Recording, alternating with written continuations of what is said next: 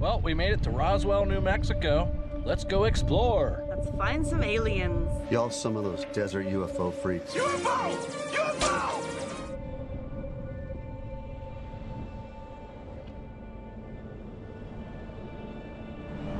So we're gonna start our day off with a McDonald's breakfast.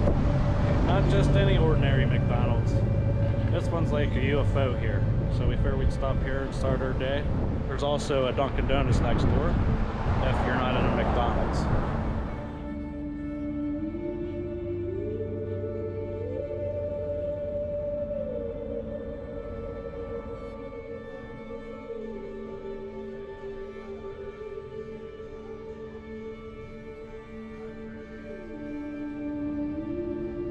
Your first stop in Roswell should be to the Visitor Center, located on Main Street. The staff inside are eager to tell you about Roswell and give you some tips on filling your day with unique experiences. Bye! What is that thing? It looks like a UFO!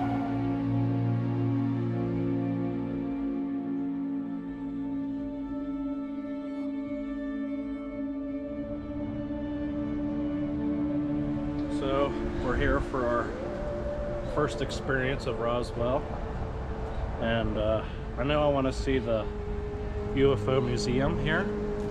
What do you want to see the most? I'm excited for the spacewalk, which is supposed to be a blacklight experience, so I think that'll be kind of fun.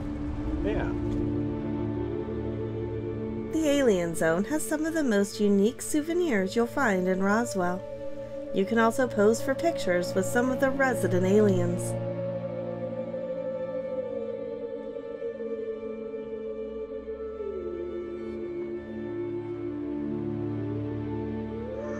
Uh-oh.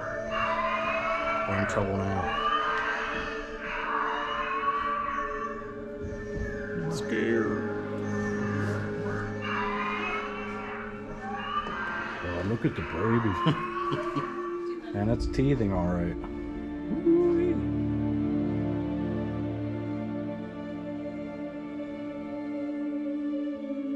Oh yeah. These guys are just hanging out, aren't they? So it's set up so that you can take your own pictures with them. It's also set up so you can have bad puns. Well, you're always set up for a bad pun. You're no pun.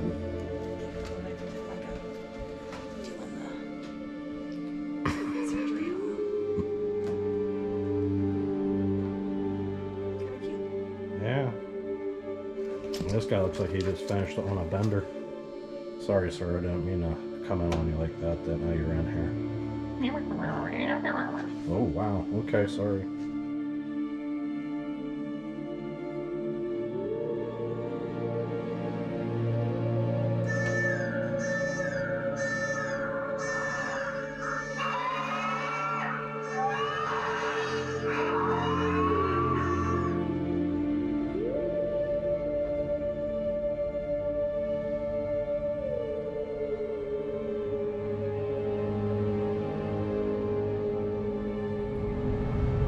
Alright, well let's check out the International UFO Museum and Research Center. The International UFO Museum and Research Center opened in 1991. It uses exhibits, recreations, storytelling, and guest lecturers to help visitors from all over the world question and explore UFOs and UFO sightings.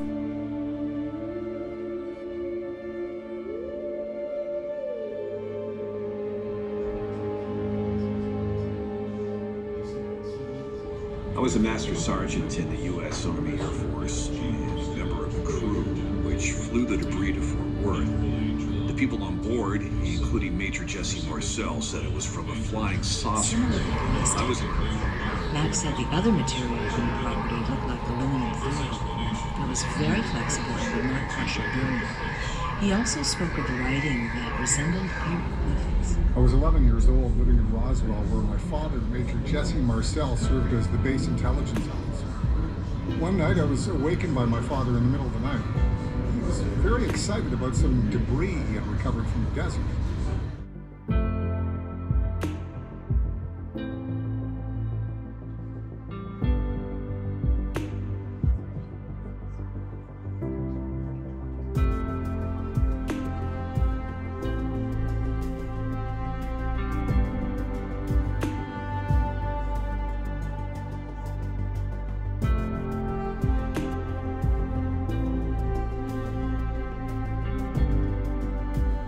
people might not know this, but here in Roswell is the second largest research library for UFO phenomena, next to the Vatican.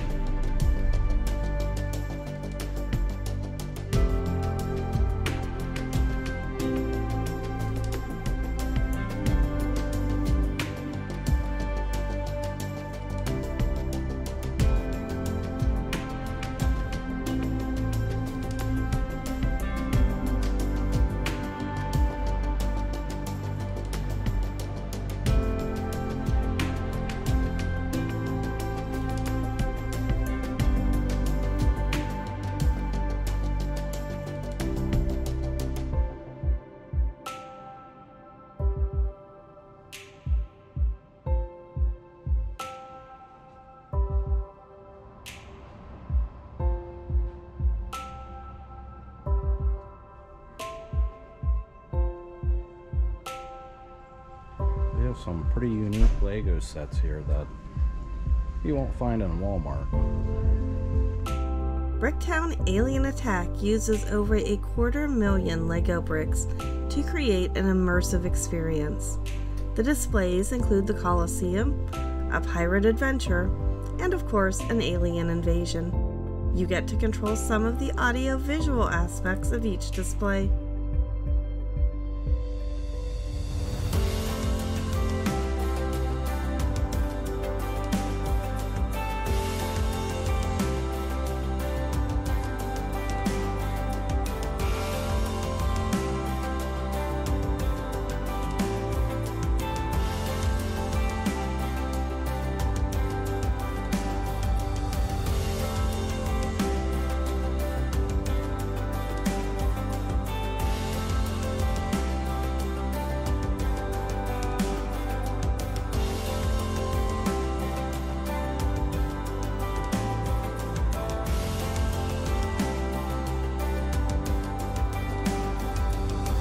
We also really enjoyed the virtual reality attraction, Spaceport.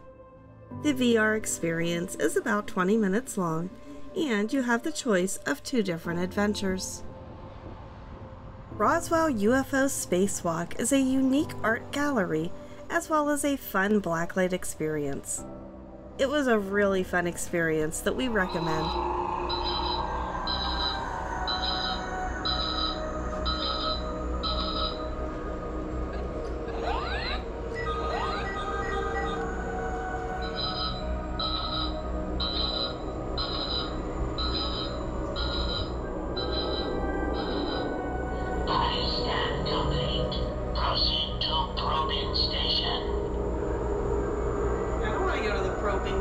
Me either.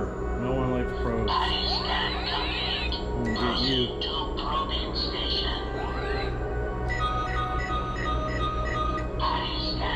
Guess I showed them.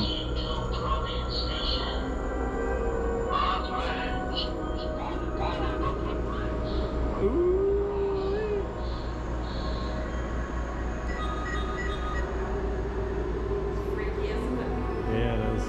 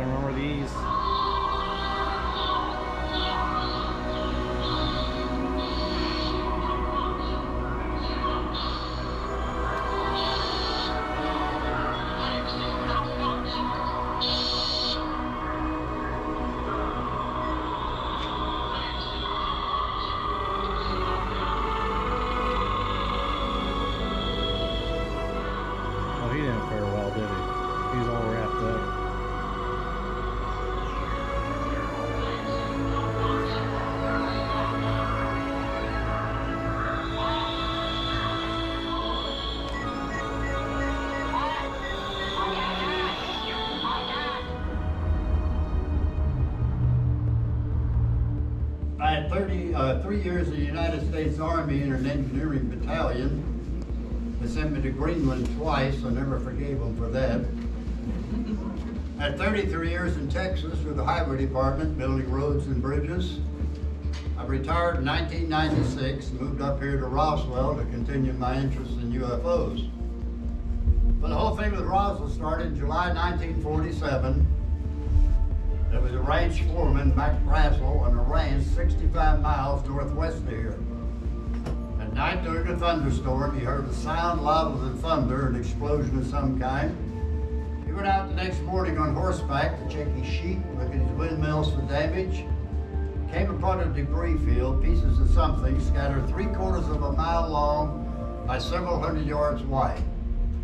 Now the rancher had no idea what this stuff was.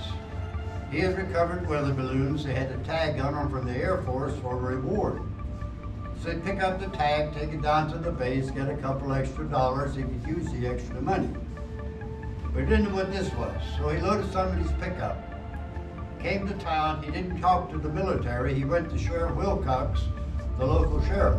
That sheriff's office was located up the street behind the courthouse, torn down a few years ago to make room for new courtrooms. The sheriff, his wife, and 2 little girls lived in the bottom of the building. The jail was upstairs. Well, the military found out that the rancher had given the sheriff degree. They came out the next day. They took the degree from the sheriff, took the 2 little girls aside and said, if your mom and dad ever talk about this, you'll never see them again. That was the first threat. Well, since they didn't know what it was, they contacted the military. Got a hold of Major Marcel, top intelligence officer with the atomic bomb group. Who in the audience knows where the first atomic bomb was tested? In New Mexico? Do you know where? 2 hours from here. Trinity site out at White Sands. We tested one there, we tested one in the Pacific, and dropped 2 on Japan. Most people don't realize that after they dropped the bombs in Japan, the 509th Atomic Bomb Group was stationed in Roswell in 1947 when this happened. So those were the best in the world at the time. So Major Marcel and his assistant, Captain Cabot, went up to the ranch. It was late. The next morning, they loaded some debris in their vehicles and came back to the base. General Ramey was in Fort Worth, Texas at Carswell Air Force Base. He was in charge of Roswell. He called out here, he said, I want Major Marcel to fly to Fort Worth, bring me some debris, I want to look at it. So Marcel packaged some up, got on a B-29 called Dave's Dream, and flew over to Fort Worth. When he got there, he went to the general's office, put the debris on the general's desk.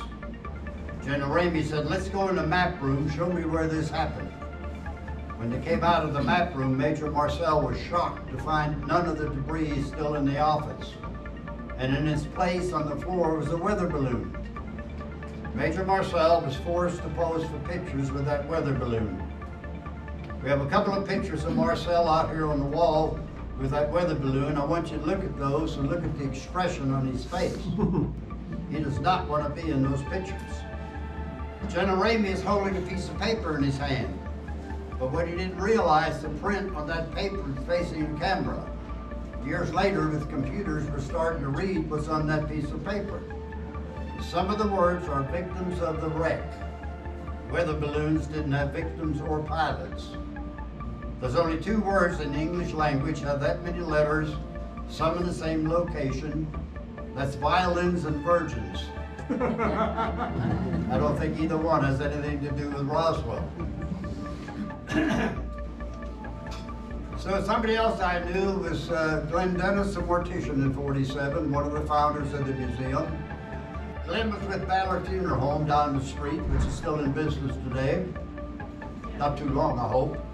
And he had a contract with the military for ambulance service and funerals for the military guys.